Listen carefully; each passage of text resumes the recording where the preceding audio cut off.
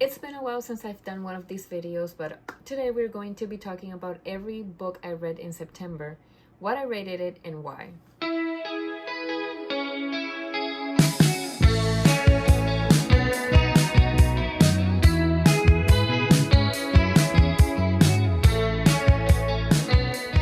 I read 6 books in September, and interestingly enough, it's one of the months that I've had the most diverse ratings. I rated books as low as 2 stars, and I rated books as high as 5 stars, which typically never happens. I tend to rate most of my books either 5 or 4 stars, because if not, then I'm probably DNFing the book. So the fact that I made it through books that I rated 2 stars is absolutely insane. The first book I read, and I actually read this in August mostly, and I finished it September 1.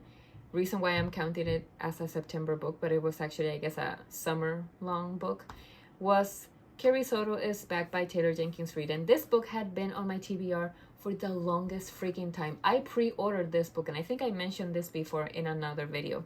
But I pre-ordered this book. I was so excited when I got it, and then it went into my TBR shelf and never came out.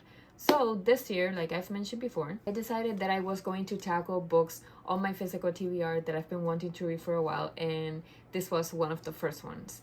Carrie Soto is Back is about Carrie Soto, obviously, who is a tennis player. Her dad was a tennis player and then became a coach, becoming also her coach, and teaching her all the ways of tennis from a very young age. She becomes obsessed with the sport. She becomes obsessed with being the best, and there is no room for failure. There is no room for making mistakes. She has to be the best, and she has to win. This book follows Carrie throughout her entire tennis career as she improves, she wins, she loses, and all the ups and downs in her life. There is no room for love for Carrie Soto, because her only love is tennis and winning every single tournament. We see Carrie struggle with the biggest problem in her entire career, which is growing older and her body not responding the same way as it used to when she was younger. So she goes through a whole bunch of tournaments, and it comes to a point that she decides she needs to retire.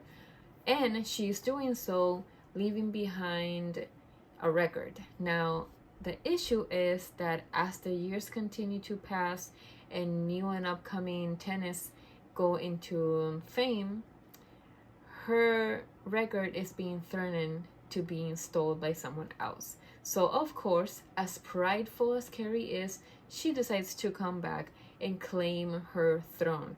So we see her rivalries, we see everything change, and ultimately we see all the character growth that she is able to do through those experiences. This book was definitely strange for me. I was not able to read it physically because I just couldn't concentrate, so I ended up listening to the audiobook. The book felt really slow. I have to admit that. The book felt really slow, and I kept waiting for the same intensity that I read in every other Taylor Jenkins Reid book that I've read before, which are The Seven Husbands of Evelyn Hugo, Malibu Rising, and Daisy Jones and the Six. I haven't read her other books, but those are the main ones that I've been reading. And there was always this very intense element of romance and emotion in them, whereas in Carrie Soto, it was all about the sport.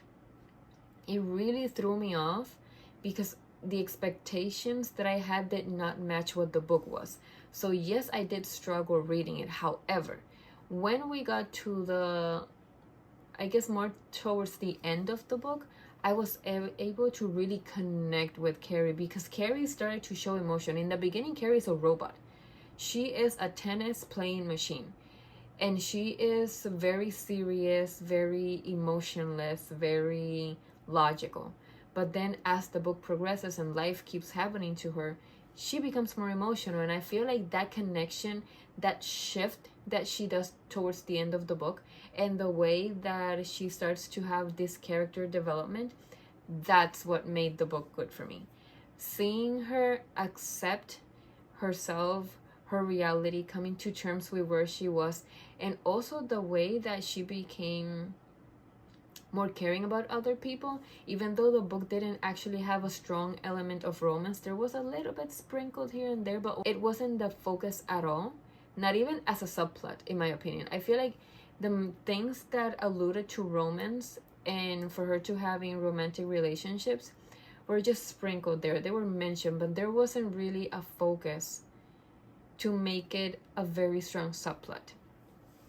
So yes, the book almost made me rate it low, but because of those final moments in the book, and not the final aspect, just the final, I would say the third chunk of the book, that's when I said, okay, now the book is hitting. And just all the emotions and everything that happened made me rate this book 5 stars, because just the growth that Carrie had was so intense and so significant that it definitely turned the book around for me, and it made it a 5-star, where it was closely going to be a 3-star for the vast majority of the books. Second book I read was Wildfire by Hannah Grace, and this one was a funny read for me. Not the book itself, but the reason why I read it. I had read Icebreaker, and to be honest, I was very disappointed with that book. I didn't actually like it. I don't remember what I rated it, but I really didn't like Icebreaker. It kind of went over my head in the sense that I was listening to the audiobook and it just, I don't know, the book didn't stick with me. I don't remember the plot. I don't remember the characters. I don't really remember much of it because it was just not for me. However, I saw that the third book in that series came out and I wanted to read that one, but I hadn't realized, I hadn't made the connection that it was part of the Icebreaker, Wildfire, whatever the other one is called, series. Daydreamer, I think it's the third one, or something like that. I hadn't made the connection that those books were part of the same series. And so obviously I had to read Wildfire first before I read the third one, because I cannot make myself read a series out of order on purpose. Have I done it before? Yes. And you know, if you've seen my other videos, that I have most definitely started series in the second or third book. So it's not that I can't do it, I just can't do it consciously. And so it didn't feel right for me to skip Wildfire to read the third one. And why did I get so obsessed with reading the third one? Honestly, I don't know, probably social media influence and pressure or whatever. But point is that I read Wildfire, and wow, that was a good book. Even though I did not like Icebreaker, I'm so glad I read Wildfire because it was actually really good.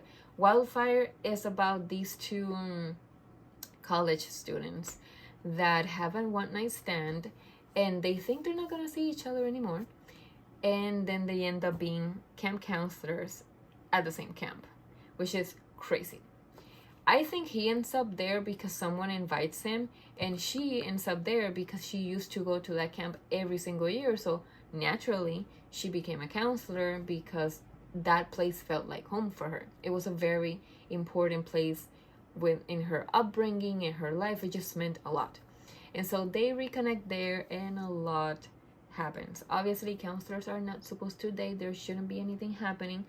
So we see this romance blossom, and that miscommunication and the awkwardness, and them thinking that the other one doesn't want to talk to them, and then they talk and it's a whole thing and everything is good, and boom, the third act breakup situation happens, and it broke my heart.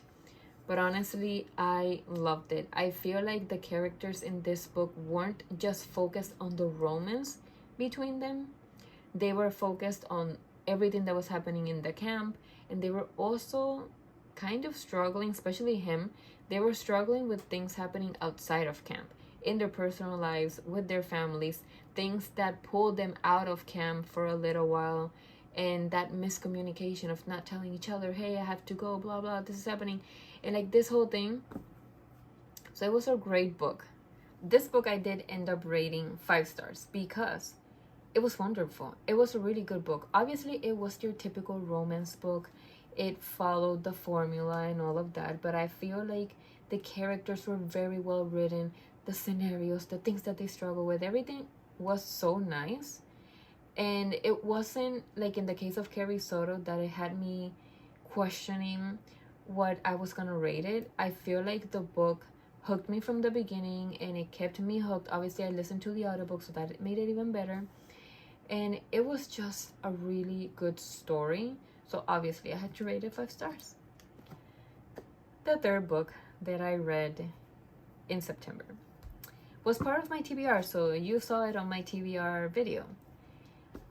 And I don't even know how I feel about it. I went straight to the audiobook because I had already tried reading it as a physical book and I could not get through it at all. Like, I had DNF'd it, but like for 5 or 6 years. That's how long that DNF had happened.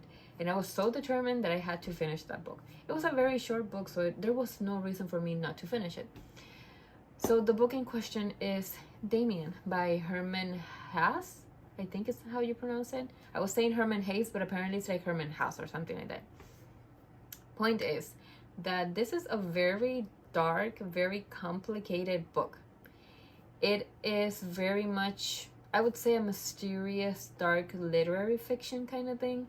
It's very much a kind of book where there's a lot of introspection. You spend most of the time inside of the character's mind, and it's almost like insane. Like, this character is kind of paranoid. He's kind of worrying all the time. He's insecure and he's very gullible, very easy to manipulate, and there's other forces outside of him that basically take advantage of him. And he gets obsessed with this other character and how determined he is and how he doesn't let anyone run over him. Like, it's this whole thing. And this is very much of a metaphorically heavy book. There is a lot of stuff that are more for interpretation rather than just a book that you just read and get through. I feel like the intention with this book was not for you to read a story per se. It's more for you to question life, for you to take messages, subliminal messages, and kind of apply them to real life and try to, I guess, get new perspectives. Obviously, it's a book that it was written a long time ago, I think. And I don't even know what to say because honestly, I feel kind of dumb reading this book. I feel like this is the type of book that I needed to read in school with a teacher or with someone that could basically make me analyze it and help me analyze it, because I was trying to just listen through it like a normal book and just get through it, and that definitely did not work. Needless to say that I ended up rating it 1 star because it literally went over my head. Like, I did not know what was happening. I have brief memories of the things that happened during that book. I have an idea of the story, but honestly, I definitely missed the point. Like, I have to admit that I did not feel smart at all reading this book because I didn't put in the type of attention and analysis that a book like this needs. So it's 1 star for me. I don't think I'm going to attempt this again. It is what it is. Book number 4 is another romance, obviously, and it is The Breakup Pact by Emma Lord. It's obviously your typical romance following the formula. We already went over that with the other book. In the story, we have 2 characters that start fake dating because they had very public breakups with their exes, obviously. And a lot of stuff happens. They need to find a way to get people off their backs. I don't remember the plot exactly. I have to be very honest. I don't remember exactly what happened. I just know that they went through embarrassing stuff while they were, breaking up with their respective partners or whatever. So they decide to get into this relationship, and that is about all that I remember. Now, I do have to say that I rated it 4 stars. So even though I don't remember much about the story, I can definitely say that I must have enjoyed it. If I rated it 4 stars, I must have enjoyed it. Now, would I reconsider my rating? Maybe. I feel like I like rating books the moment I finish reading them because that's when the memories and the emotions are the most fresh. Now, sometimes I do change my ratings because as time progresses, things like this happen that I don't really remember what happened in the book. So I question, did I really like this? But for now, I'm gonna leave it as is. I rated it 4 stars, so that must mean something, that I definitely enjoyed it. And it was an audiobook. I got through it really quickly. I feel like it was just a good palate cleanser and something for my brain to register after reading Damien and feeling absolutely stupid. So it was just a good transitional book onto my next one. Unfortunately, I have to say that book number 5 also was a bust. I read Mr. Penumbra's 24-Hour Bookstore by Robin Sloan, and I was so excited about this book. It was a random find on my Libby app. I was just trying to read something different that wasn't a romance or, the stuff that I typically read. I decided to read this book about a bookstore that is kind of hidden in the middle of the city, one of those hole-in-the-wall kind of stores where strange things happen. They have very specific, very strange patrons, and this guy ends up working there. Now, he thinks that this is a normal bookstore and he's just selling books. Turns out that there's a membership and there's a mystery people are trying to figure out. Mr. Penumbra is the owner, and he is part of this elite hidden community, like secret society kind of thing. And so what the main character ends up finding out is that within the books there's a hidden message. And no, this is not a spoiler, this is actually, the description. So the book, honestly, I don't even know what happened. I kind of know the highlights of the story and the big important plot points, but I don't feel like it actually got into my brain. I ended up rating this book 1 star. Who am I rating books 1 star, especially with a plot like that? I just couldn't get through the book. I honestly, and I don't like talking bad about books because this is someone's baby, and I definitely value this very much. Someone put a lot of work and effort into this book, and just because I didn't get it, it doesn't mean that the book is bad. Maybe this is a book that I should have read at a different time when my brain was in a better place to actually process it, because it is a very interesting story. And part of the reason why I wanted to read it was because it gave me the Atlas 6 vibes. It is very much that kind of mystery, secret society kind of thing. And so I don't know what it was that honestly I was bored most of the time. Will I maybe give this book a chance?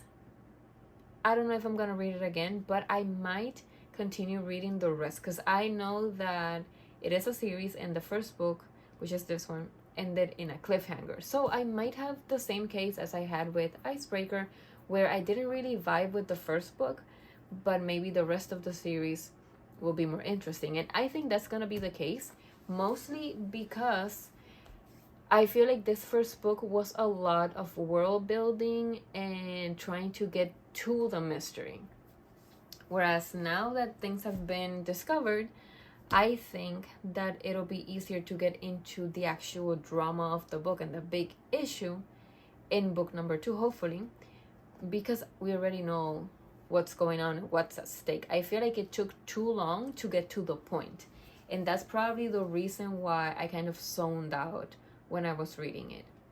So Mr. Penumbra's 24-Hour Bookstore, 1 star, unfortunately.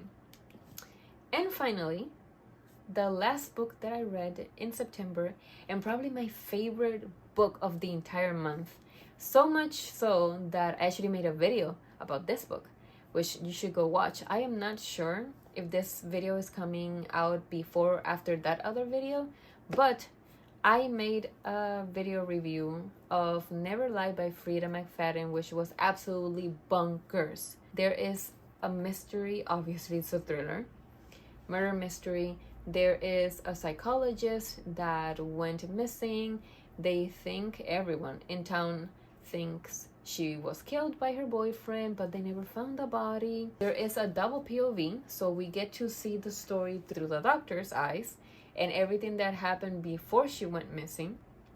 And then we get to see the story through present, through Trisha, which is the person that is trying to buy the house that Dr. Hale, which is the psychologist, used to live in.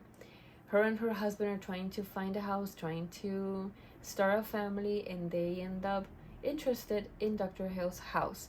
I'm not gonna get into detail too much with this book because, like I said, I made another video, so go and watch that video so that you know what the heck happened in the book. Obviously, there's no spoilers, so you will still be able to read the book and find out. But needless to say, this was a 5-star for me. Now, if I could give it 5 billion stars, I would give it 5 billion stars because it was insane. The plot twists were bonkers. There was plot twist after plot twist after plot twist after plot twist. This was definitely one of the best thrillers that I've ever read. I highly, highly, highly recommend it. If I had to recommend a book of this entire list, Never Lie, without a doubt, is the one that you should read. Obviously, you should give it a try to all the other ones if you want. But if there's one book that I feel like you need to read, it's Never Lie by Frida McFadden. So 5 billion stars to that book. Now go watch the other video where I review Never Lie and leave in the comments what other books should I review or read and what kind of videos do you guys want to see. I am all eyes because I can't be ears. Obviously, you're writing in the comments. So let me know and I'll see you in the next one. Bye.